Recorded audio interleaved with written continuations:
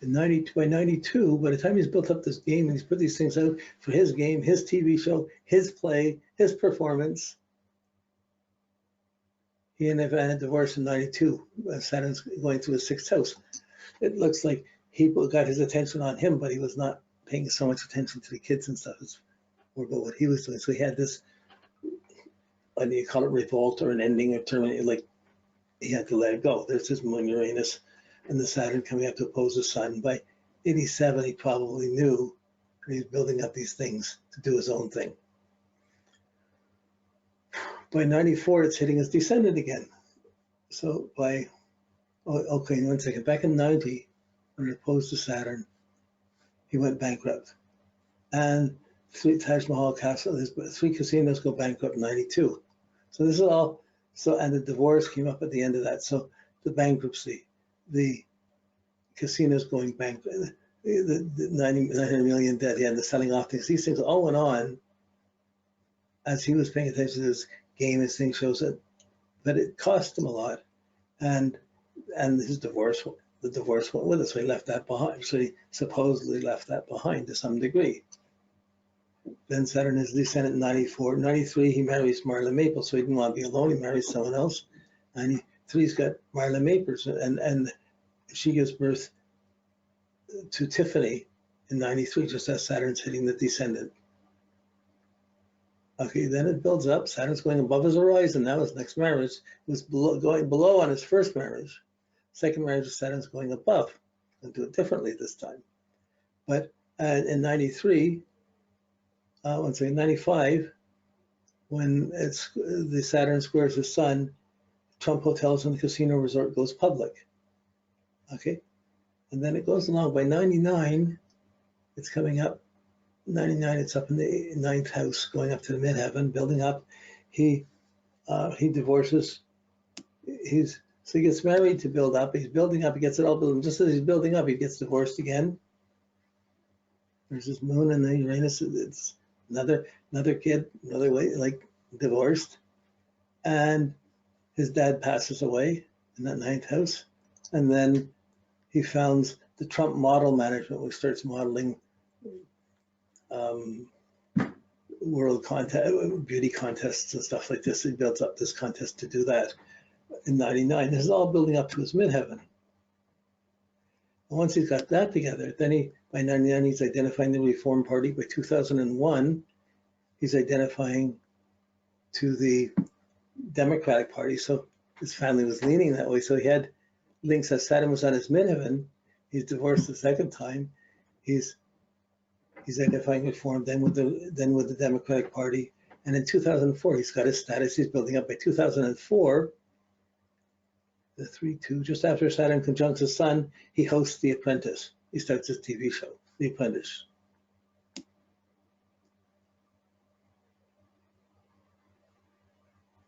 So then Saturn goes along and it's past his midheaven. It's going along to it's conjunct itself in 0203. So 0203 was with the building up to The Apprentice. He gets The Apprentice gone, then he marries in 2005, which is when Saturn return, the second Saturn return.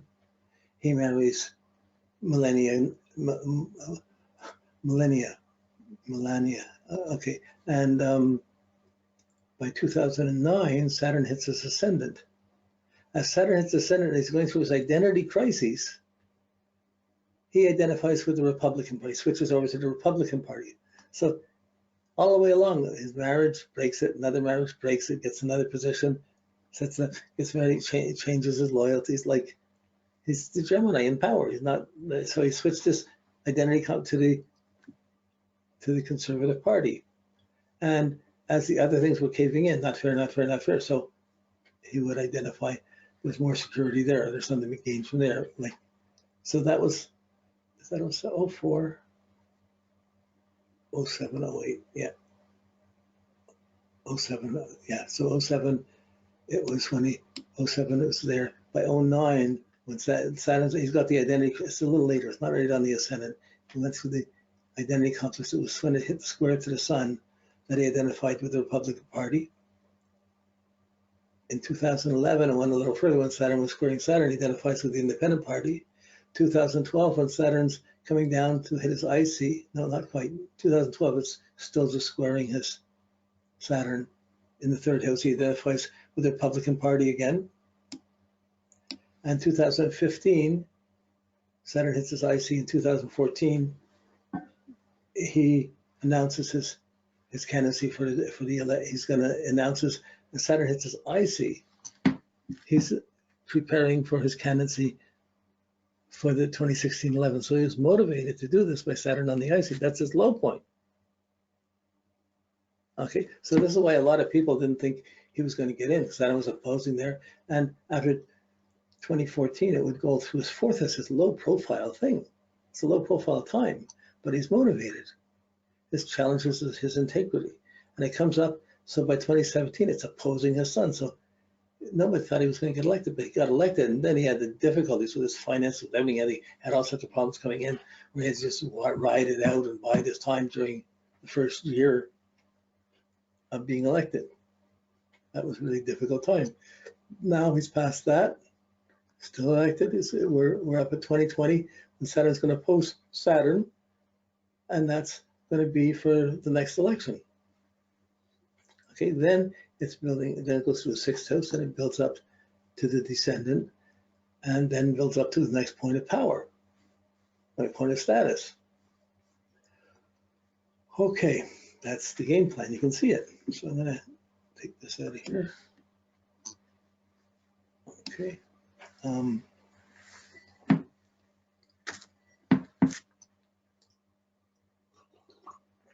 So you can see he's working actively. So when we look at his Saturn, now it's in Capricorn, it's in his fifth house, around family, kids, around performance. He's developing a growing capacity. He's learning how to perform better, how to do things, growing capacity. But the growth in capacity is a very different thing from being a peak of status and influence. He's growing capacity, but he's not so much increasing his influence. It's a subjective thing. It's where the Saturn is implies. So okay, if you were seeing somebody, if someone's saying, well, you know what you're motivated. He's motivated person. You know where you want to go. You know what you don't want to do. You don't want to put up with lesser things or lesser businesses or petty people where your businesses can go. Or why not get in control of the country so you can protect your businesses and do things like set things up in a different way. So he's motivated to do that. He's learning how to do it better and better. He's growing in capacity to do that. And the capacity requires him to win the next election. That's the challenge. So it's still in what he's capable of doing. Is he capable of pulling this? Is he capable of pulling that off? If he does, he's got a strong, it saves a lot of problems. Like part of the problems is back when Saturn was opposed to Sun and he got elected, the buildup, there were a lot of questionable things and legal things going on. He still doesn't want to show his taxes from that time. There are legal suits and criminal suits can come up against him. But if he wins the next election, they can't go against the president. So if he wins the next election in 2020, it gets dated, it gets past the 5 years limit, and it can't go after the president. And those claims fall away. He can't be prosecuted. If he doesn't win the next election, he could be arrested and have other criminal elements going against him. So this is part of this issue. He's got personal baggage when he's riding very high in position. Okay, so his game plan, Mercury square Neptune, is going to be somewhat, some people believe in, some it's polarized. Who thinks it was? This is nothing new. So we see that. Okay, so let's look at the 8-year graph. We see the Saturn. We're trying to encourage adding new skills, adding new capacities, being able to do new things so he can build up to his next change of relationships. So that by the time Saturn hits his descent in 2023, he's no longer, he might be the last year of his presidency if he's in presidency. And he's going to start his next cycle of relationships, the next cycle of relating to the world as the senior, whether it's president or not. It'll be two distinctly different things, but each time there's been big breaks at every angle with who he's been with in the past.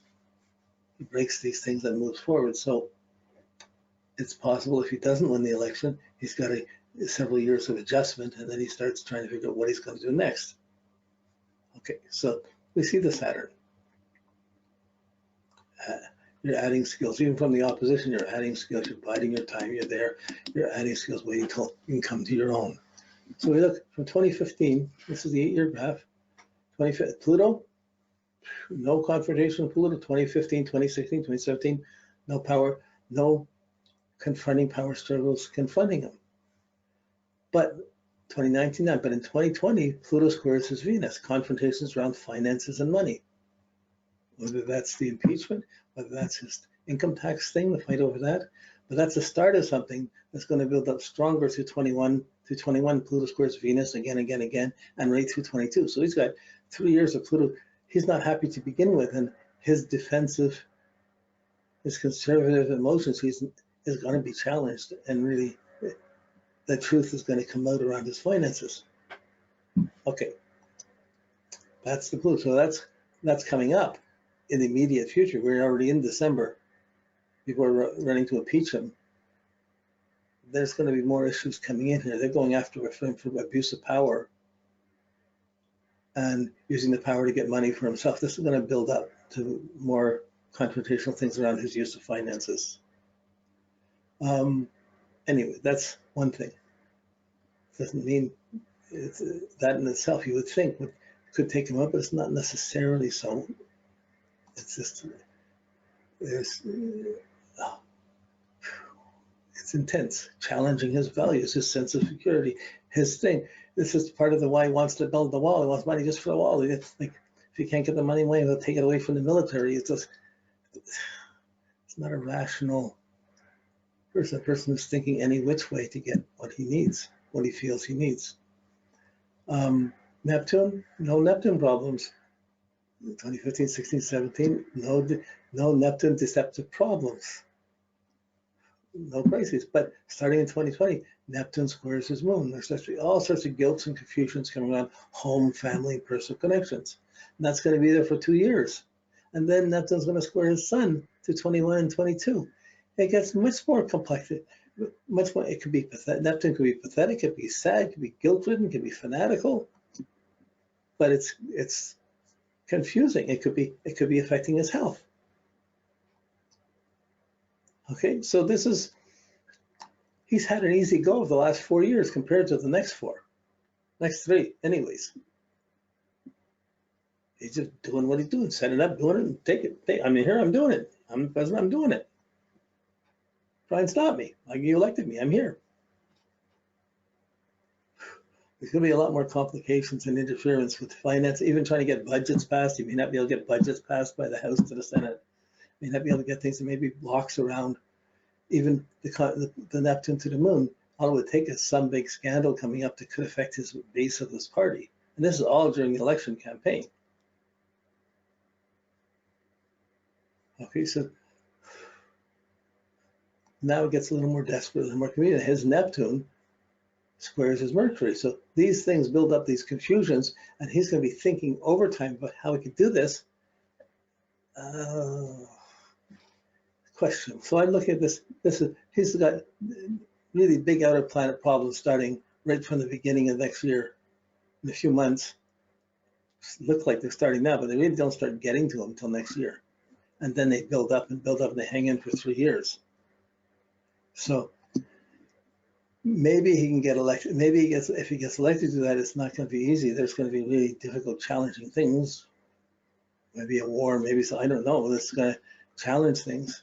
But he's not likely becoming that much of a winner without great guilt and sorrows coming in with it. More guilt and sorrows, or confusion about how could I have lost that.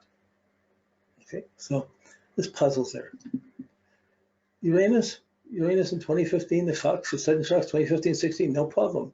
2017, it shook up his Venus. Like he wasn't appreciated. There were shocks to his finances, shocks to what he was doing. How he had to adjust the plan other than his defensive plan. He had big shocks to the finances, 2017, 18. I'm not sure if I don't have all the pieces, but so after he got in, there were great vulnerabilities and shocks that he hadn't considered, and there were some losses taken.